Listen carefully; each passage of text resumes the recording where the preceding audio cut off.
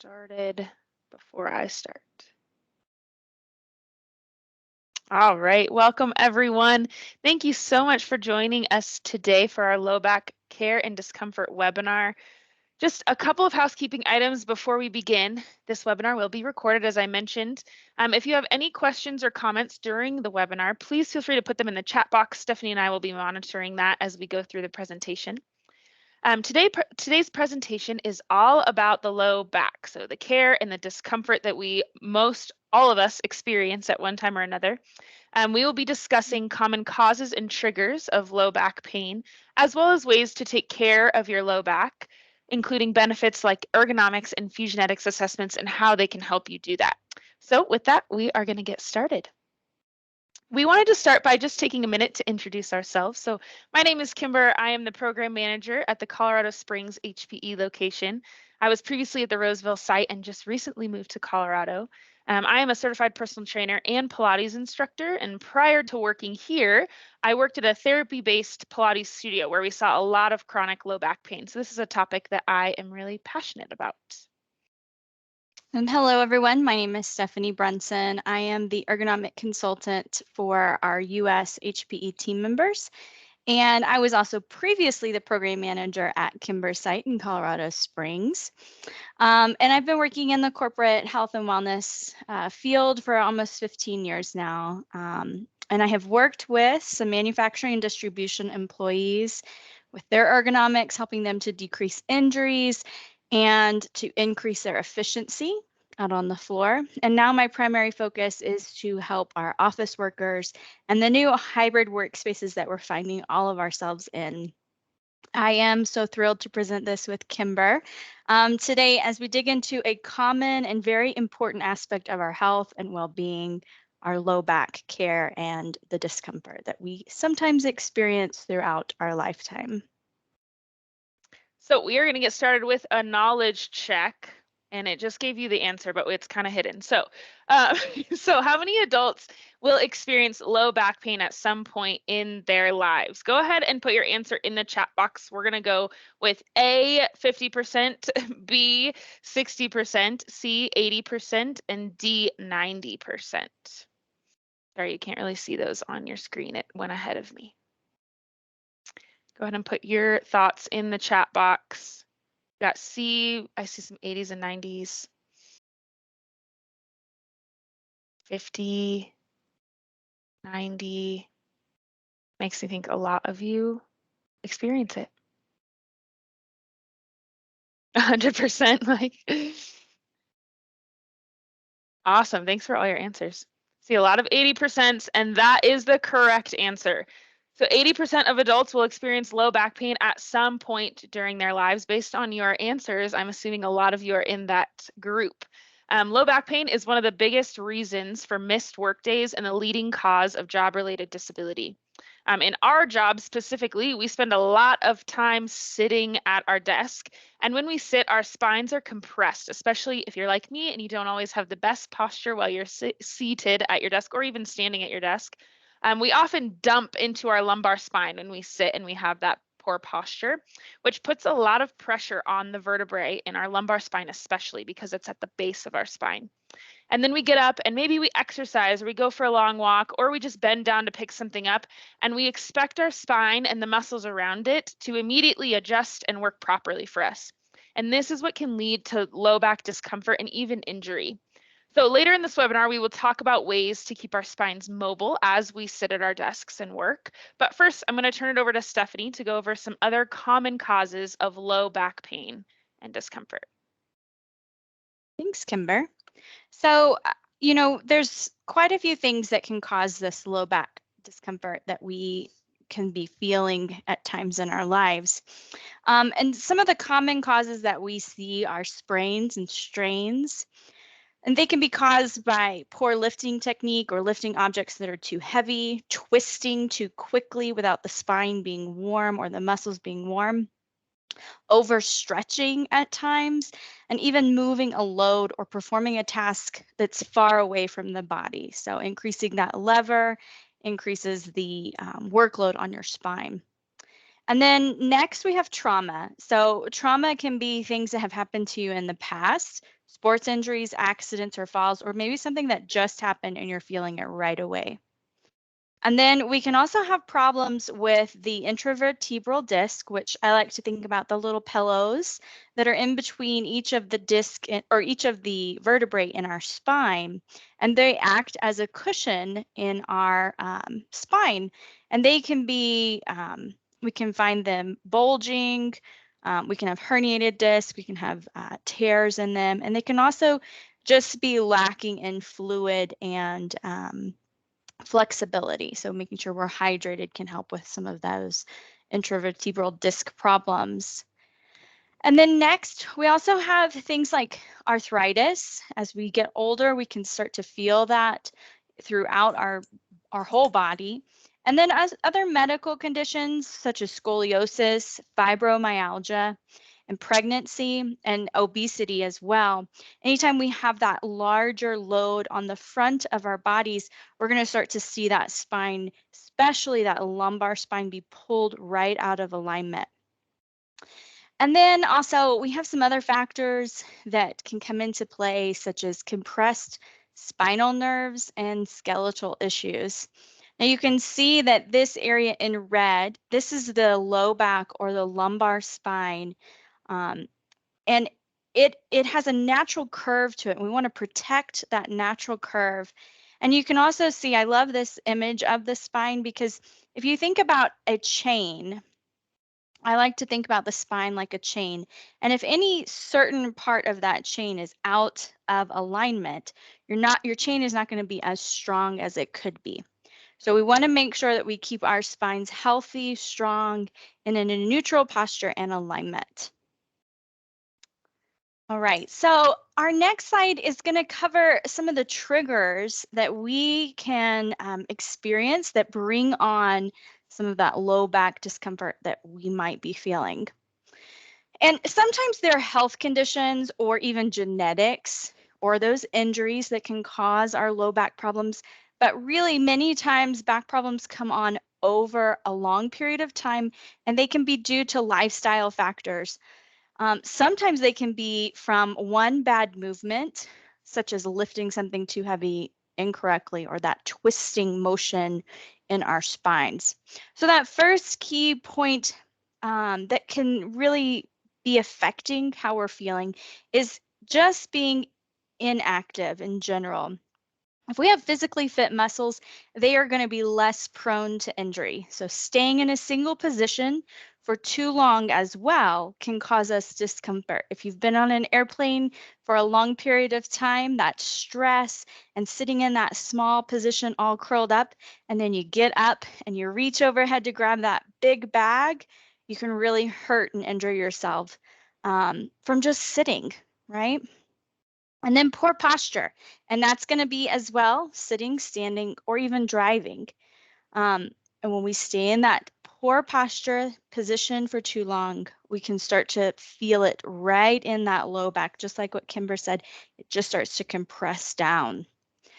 And then the next one is something that we see often is that overexertion in work or play. So you go out on the weekend, you're excited, it's a nice weekend, you go out to play golf, and all of a sudden you swing that golf club, you haven't done it in months, and you are feeling it in your low back. You pulled something. That can also even be getting out there and shoveling snow. I know for us here in Colorado Springs, we had a bunch of snow. We haven't had it over this winter. We haven't had enough. But getting out there in that cold environment and trying to get your body to do something that hasn't done in a while can really trigger some of those low back issues. And then poor body mechanics. We want to think about lifting, bending, and reaching and doing those properly with a healthy range of motion. We don't want to be carrying objects that are too heavy for us. We want to ask for help or use things in our realm, such as dollies or pulleys, to help us lift heavy things. And then tobacco use can also interfere with the nourishment of our body, and it slows down the healing process. And then also, if you are experiencing coughing or sneezing. I don't know if you've ever had a sneezing fit or a coughing fit before, but smoking, pneumonia, having COVID, or even chest congestion can lead to that very violent movement and can really throw your back out of whack. It's crazy when it happens, kind of catches you off guard. And then we have our poor sleeping position. If we are sleeping for 8 hours a night, hopefully you are, we want to make sure that we're in a good position, because when you wake up in the morning, you can be tight and stiff and fling yourself out of bed and feel it. Now, when we do wake up, we want to make sure that we are rolling over to the side and then bringing the body up from the side. The motion of sitting straight up out of your bed like a Frankenstein is not great for your back and not good body mechanics. And then stress. It has lots of effects on our body. Stress can cause us to increase that muscle tension. If you have been stressed before, you start to raise those shoulders up, squeeze everything into your body. You feel very tight. And when our muscles are tight, they cannot respond properly. And then also, stress creates within us an increase in anxiety and depression. And when we're experiencing those symptoms as well, our pain is experienced differently, and it can sometimes feel a little bit more severe. So we want to really think about stress in terms of our low back care. All right, so let's dig into a little bit more of the prevention side of some of these issues that we have discussed. So that first one is going to be adding exercise. We talked about, inactive muscles. So let's start adding some exercise. When you do, you want to start small and then gradually increase your time and intensity with any new routines that you're adding. Give your body a chance to adjust to the new demands that you're placing on it. And then our next one is my favorite, and that's going to be strengthening your core muscles. So your core muscles can be found in your body trunk. So I like to actually think about them from the shoulders all the way to the hips. So that's all of those muscles that wrap around your spine, which is a lot more than just those six-pack abs that you see in pictures, right? We have these amazing muscles, and they are our back muscles, our obliques, and even deep internal abdominal muscles that we need to be strengthening and working. And a lot of times, if we have been in a seated posture for long periods of time, if we're inactive, those muscles just get weak and they kind of get sleepy and lazy. So we want to think about a strong core routine that we can do consistently throughout the week that's easy, 15, 20 minutes, and check in with your core muscles and engagement throughout the day. And then next is another one that I think is important, is to have a regular stretch routine. So stretching can help to reduce stiffness in the body. It increases our range of motion, and it also reduces our risk of injury. And stretching also serves as just a time in your day to check in with your body and your muscles and see what's going on. Notice if you're really super tense or tight today. Maybe you're a little sore because you did something yesterday and you need to take it easy today. And having a regular stretching routine, something that you can do in the morning when you wake up and something that you can do in the evening before you go to bed, again, is a great way to check in with your muscles and your body. And so this next one is going to be, of course, another favorite, keep physically active. That's so, so important. We can do so much good by just keeping our bodies moving. A sedentary lifestyle and staying in one position for too long increases the risk of some really bad back problems. Consistency is also really an important key to being physically active. I want you to find something that you enjoy. It doesn't really matter what it is, as long as it's movement that you enjoy. And then when you enjoy it, you'll find yourself easily doing it and staying more consistent, finding ways to incorporate walking in your day, going for bike rides, checking in with a neighbor, taking a quick lap around the block. And you can even turn music on in the middle of the day and give yourself a dance party. That reduces stress, increases some of those good, happy hormones, and gets your body moving. Now, next one is going to be learning your proper posture and body mechanics. We want to take our ergonomics with us at our desk for 8 hours, but also with us when we're traveling, with us when we're sleeping, and with us when we're seated, standing, walking, and moving. So we want to learn more about our bodies and make sure that we're keeping ourselves in a strong posture. So everybody, let's do this now. Let's sit up tall. Give yourself a shoulder roll. Roll your shoulders back and down. Nice job. And then I want you to feel your core. You want to activate your core. Think about those core muscles. I like to think about the core muscles like a belt. Okay, you don't want to have your belt so tight that you cannot breathe. So those muscles shouldn't be squeezing in so much that you can't breathe easily. You don't want the muscles so loose that they aren't doing the job of protecting your spine. So when you are seated or standing, make sure that you're checking in and engaging those core muscles throughout the day. And then last and really important, listen to your body. Often we will find ourselves with maybe someone else beside us and we're running or racing or challenging each other and we're feeling a little pain and we push past that pain and then we're in a really bad spot and it's hard to get back from that injury that has maybe resulted from us pushing past pain. So allow yourself to check in, listen to those pain cues and signals, and don't push through them. Give yourself a chance to rest and check in. All right, so this is my field. This is ergonomics. And I think it's super important. And I think we always have to kind of give ourselves just a little refresher. And I could go on and on about all the things that we could do to really align our bodies correctly. But for time's sake today, I'm going to focus on two important things. That's going to be breaks and also lumbar support. So when you're looking at this seated and standing posture, we want to be taking breaks from both of these postures every 30 minutes, which I know sounds like a lot, right?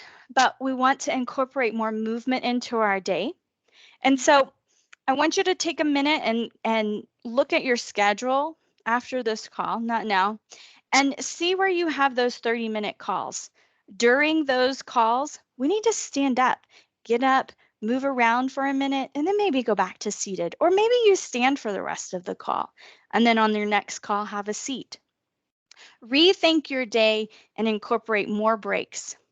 Really, the key is to have every 20 minutes, stand for at least 2 minutes and move for 8. Give yourself some light stretching, reset your posture. Now, the next important thing, especially with our low back, is our lumbar support. Now, in the picture on the right, you can see several points in that seated workstation, but let's just look at the lumbar spine right there in the middle of the low back.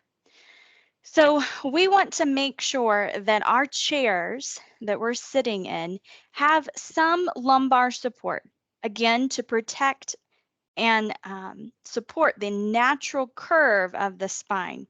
We don't want to have lumbar support that actually pushes our belly forward and arches us forward. And we don't want to have a chair that doesn't have any support as well.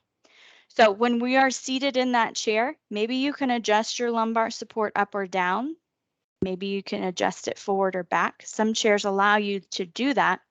Give yourself a minute now to check that lumbar support in your chair.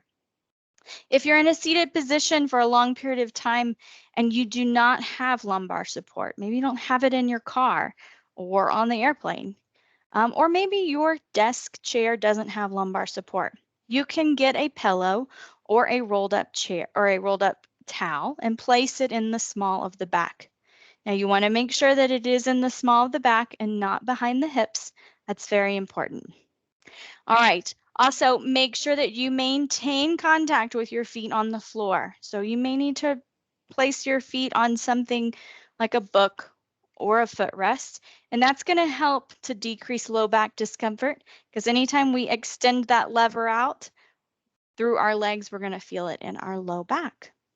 So on this next slide, I'm going to turn it over to Kimber, and she's going to introduce some Fusionetics programming that's available through your fitness center. And it's just another tool in our toolbox to help us with our proper body mechanics and positioning. Thanks, Stephanie.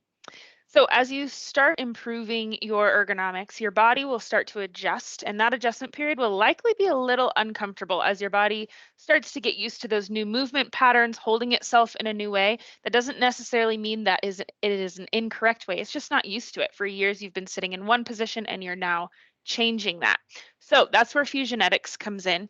Fusionetics is a platform that specializes in improving human performance. So this is the platform that our fitness centers have been using for fitness assessments. And the focus of these assessments is to identify movement compensations or incorrect movement patterns in the body. These incorrect movement patterns are developed over time.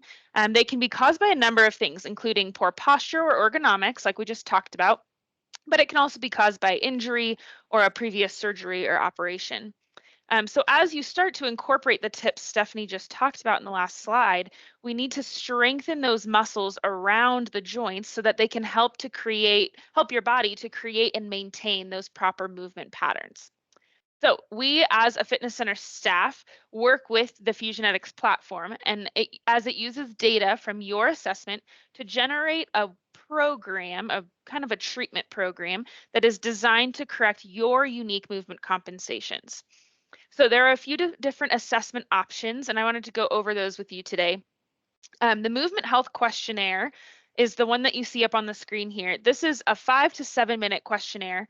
It goes through your goals, your basic injury history, daily readiness, just talking about if your body is ready, how much sleep did you get, what's your stress level like, and then it leads you through a quick profile walkthrough. From there, it will use your answers to generate a program based on your lifestyle needs. So the program that is generated from this questionnaire is most likely going to be a work-based program because it's going to see that you sit for a long period of time. So I wanted to pause here for a second and just remind all our wellness bingo participants that just by attending this webinar, you get to cross off a square. But as promised, later in the presentation, you will get a chance to cross off another square by completing this quick movement health questionnaire. So we'll get to that at the end. So the next one is a little more in depth, the movement efficiency screen. And I know a few of you on this call have done these before. This is an assessment that you do on camera virtually or in person now that our sites are opening up with your fitness center staff. So you will perform a few basic movements and then your program manager will watch to identify incorrect movement patterns. This can be something as simple as your feet turn out during a squat or your knees cave in during a squat. And then Fusionetics and your program manager will work to generate a program that is tailored to correct those specific compensations that were identified. Now, every Fusionetics program and even every class that you take with us is always going to start with some mobility. So I wanted to take a second here to get into mobility a little bit. This is something that is being talked about more and more, especially in the exercise and fitness world. And the benefits for our body through mobility are actually pretty endless. But I think, like many buzzwords, the actual purpose of it can get lost. So I wanted to take a minute and define mobility and talk about why it's important for our bodies, specifically for our low back. So the definition of mobility is that it is the ability of a joint to move actively through a full range of motion. So taking your arm and moving it in a full circle, taking that shoulder joint, moving it in the full range of motion. Mobility helps joints and muscles work properly and effectively by increasing circulation of the synovial joint fluid and improving the range of motion, which in turn improves physical performance. So it helps you pick things up off the ground more properly. It helps you sit more properly. This is why mobility is especially important as we start to correct our movement patterns, even as we just start to sit differently in our chairs. We often use tools to mobilize our muscles, which you will see here up on the screen, things like a foam roller, massage stick, tennis or lacrosse ball. But we also use stretching and dynamic movement to improve mobility. So we wanted to walk you through a couple of exercises today that you can do right at your desk to help you keep your back, your low back mobile as we sit for long periods of time. So I would love for all of you to stand up with me. Actually, we're going to stay seated. Sorry, for this first one, I forgot. Let me tilt my camera down. We get to stay in our chairs for the first one. I want you to sit just like Stephanie talked about, with your back up, or your spine up nice and tall, with your feet flat on the floor. So we always want to have a great base of support there. Your hands are going to come right onto the end of your thighs, right by your knees. And we're going to start by, on our inhale, we're going to send our rib cage forward. And we're going to start to send our gaze upward if that feels okay in our neck. On your exhale, I want you to start to engage that core, pulling the belly button to the spine, rounding out your back, tucking your tailbone under, and then bringing your chin to your chest. Now you're going to repeat that. Inhale, send your rib cage forward, look up, open up your chest. Exhale, engage the core, round out your spine, bring your chin to your chest. Again, inhale, open up. Now, as we move through this, continuing at the pace of your own breath, I want you to think about moving your muscles first and letting your bones, your spine in this case, follow. So engaging those muscles, intentionally placing your body in that position, and then letting your bones follow that. Good. One more all the way through. So inhale, open up. Exhale, round it out, chin to chest. Go ahead and come back to neutral. So that one helps keep those vertebrae moving between each other, increasing that synovial joint fluid, keeping those intervertebral discs nice and healthy and hydrated. So go ahead and stand up for this next one. Set my camera up a little bit so you can see. We are going to use our chairs as a little bit of support here. So you're going to take it with you. We are doing a standing quad stretch. So I want you to stand facing your chair. Your hip bones and your shoulders are all facing your chair. You're going to place your right hand on your chair, standing on your left leg, and you're going to kick up your left, standing on your right leg, kick up your left foot, grab it with your left hand and hold it, bringing your heel to your glute. Holding here, you're standing. I'm going to show you a quick modification. If you can't grab your foot today, sometimes it's just not there for us. You're going to take a stable chair, preferably not a twisty one like mine. You're going to place the top of your foot up on your chair, and you're coming into that same position. So keeping hold of your left foot here, you might find it a little odd that we are stretching our thigh while we're talking about our low back, but this is getting into our hip flexor muscles in the front of our hip. And all our hip flexor muscles are connected to that low spine, are connected to each other. So when those are tight, it pulls on our low back, our lumbar spine, and then it creates a lot of tension and discomfort. Go ahead and release that left leg. And we're going to switch. So now placing your left hand on that chair, standing on your left leg, kick up that right foot, grab it with your right hand, and hold. I want you to keep the whole front of your body open. So your chest is open, your hips are open, you're squeezing your glutes, bracing your core, starting to feel that stretch through the front of your leg, especially if you've been seated all morning.